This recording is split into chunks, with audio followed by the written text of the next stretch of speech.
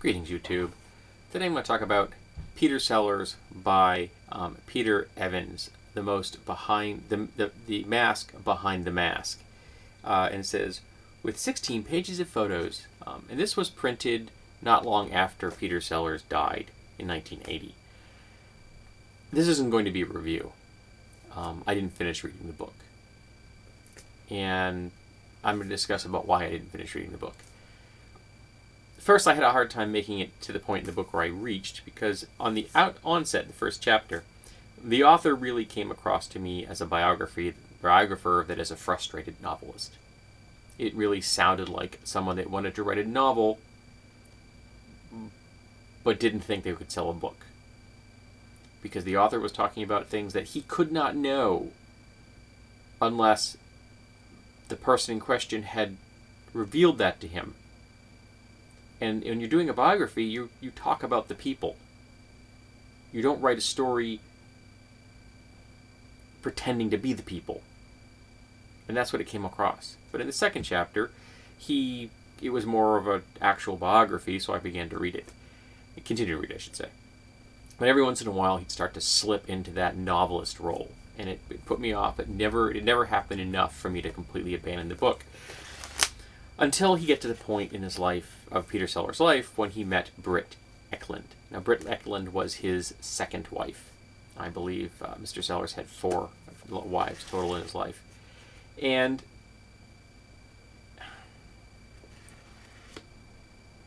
he's an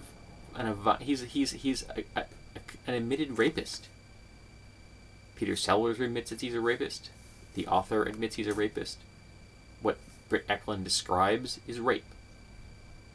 But none of them thought of it as rape at the time, because it was the 60s.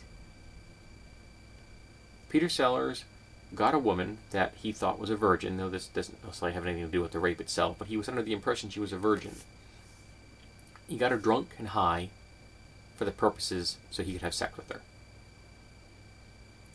The author reports that Peter Sellers got her drunk and high so that he could have sex with her. Britt Eklund describes that Peter Sellers got her drunk and high, and she does not remember the sex. If she can't remember the sex, she couldn't have consented to it. That's rape. Which is when I stopped reading the book. Or a few pages after. It shades my thoughts of Peter Sellers. It doesn't change the fact that many of his films are enjoyable. That I've been a fan of his for a long time. His work with the Pink Panther was genius. His work in Dr. Strangelove is also genius. He was an incredibly talented actor. Though I have to admit that some of his impersonations of ethnic groups I find distasteful from the point of view of someone in 2015. That, like, if the director needed an Indian person, why wasn't the director hiring an Indian person?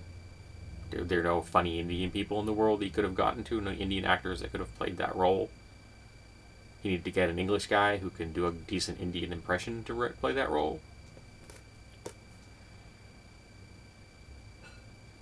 But when I got to that point, and everybody agreed on it without calling it that he was a rapist, I stopped reading it. So if that doesn't bother you, maybe you'll enjoy the book. Maybe if you don't mind that biographers sometimes present themselves as frustrated novelists. The information was good, though he skimmed over entire years of the guy's life that I thought would have been interesting to hear about. It's like it was a very rapid progression between 20 and late 30s. It was just boom, and like, well, how the heck did we get here? Where happened to all those intervening years? Maybe the author just didn't find them interesting. But there you go. These are my thoughts on Peter Sellers. On the book Peter Sellers, rather, I should say. The mask behind the mask.